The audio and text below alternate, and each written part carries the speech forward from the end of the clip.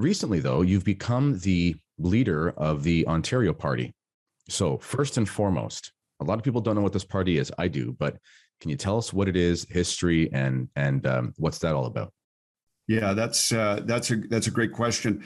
The Ontario Party was officially formalized, recognized as a party in 2018, and I assumed leadership of the party in December of 2021.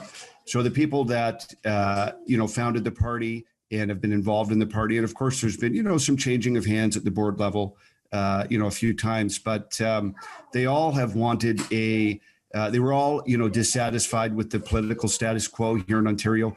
They wanted a party that, at its core would remain true to, pro-family, pro-freedom principles.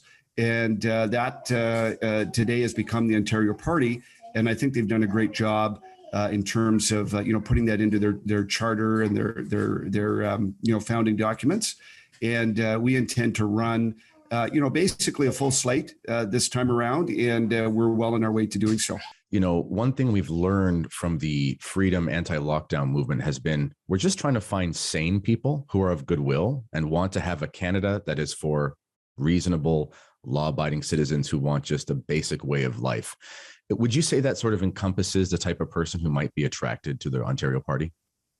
Yeah, and I like how you brought up sort of, the anti-lockdown movement, the freedom movement. Anyone who's attended those events knows that, sure, there's Christians there, but there's lots of other people there as well.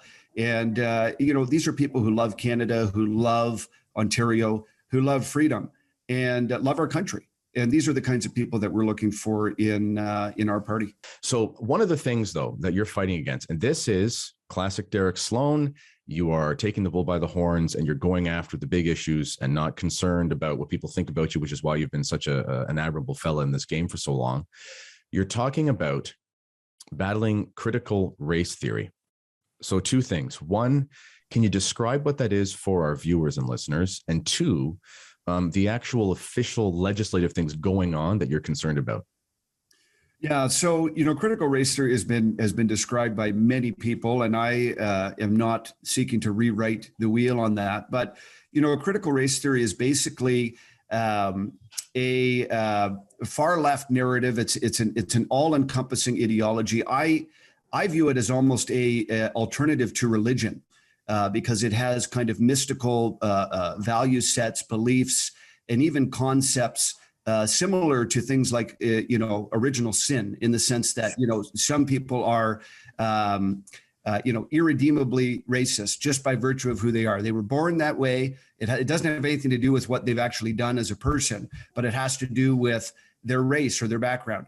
Things like this. The only difference is, of course, and there's continual penance that must be done, whether it's apologizing or being an anti-racist or decolonizing or whatever the latest action is. I wanted to get your opinion, though. There are some bills and proposed bills and things like that floating around the country right now, and here in Ontario specifically. Can you comment on something that's a matter of concern? I think it's Bill 67, is it not? Yeah, so Bill 67 was recently passed by the Ontario legislature at second reading. So that doesn't mean that it's law yet, but if and it probably won't become law given that the election is so soon. But it's troubling that basically nearly everybody voted for that bill, including all of the PCs. And that bill is troubling because it has in it a variety of language and sort of words that are drawn directly from the architects of critical race theory. And these are bills that we're seeing in some states in the United States. But it basically has the terminology anti-racism littered throughout. It also has provisions in there where teachers must be trained in anti-racism and they must show, proficiency in this. So it's talking about ideological indoctrination of teachers and then also students, ultimately. Some, alarming quotes from some of the architects of this theory, some of the scholars that sort of everybody looks to. And one of them is in a book here by Ibrahim Kendi. And this quote out of this book says, The only remedy to racist discrimination is anti-racist discrimination. The only remedy to past discrimination is present discrimination. So it's kind of like an eye for an eye, but even worse. In an eye for an eye scenario, you're taking the eye of the person who took your eye. In this scenario, it's kind of like taking the eye from someone who may or may not have descended from the person who may have taken an eye from someone that you descended from, or something like this. It's a bizarre scenario which says, you know what, the only way to to fight fire is with fire. And, as many of us have realized, that is not an appropriate way to proceed. If there are, issues and grievances, the best way to reach those is not by attacking anybody, but by remedying those grievances. So this is the type of thing that we're seeing in critical race theory. And then the specific bill itself has various, specific issues that are problematic. I mean, it talks about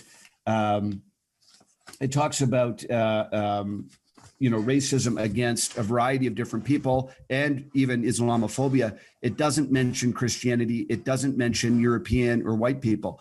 So presumably, you could be, aggressive or say nasty things about that religion or those people, which of course is part of critical race theory. Critical race theory is, and I'm not trying to be trite here, but I think I'm being somewhat accurate. Let's blame everything on, Europeans. Let's blame everything on Christians. Let's blame everything on, European colonizers. And so that's not an accurate depiction of history. That's not a fair way for, a young boy or girl who may happen to have European ancestors to be taught in school. It's not accurate. It doesn't help anybody move forward and make the most of their own lives. It's ideological nonsense, and it needs to be dealt with. We promote voices of faith, family, freedom, and life here at LifeSite. That's our whole thing. And I know you got to be optimistic and you got to be a little bit of a salesman as a politician. I understand that. But do you think, last thing, there is a chance that we can have some new people winning new seats outside of the mainstream here?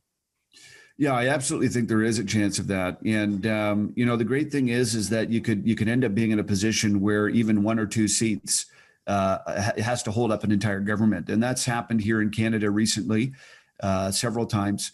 So, we hope to really be that voice in Parliament.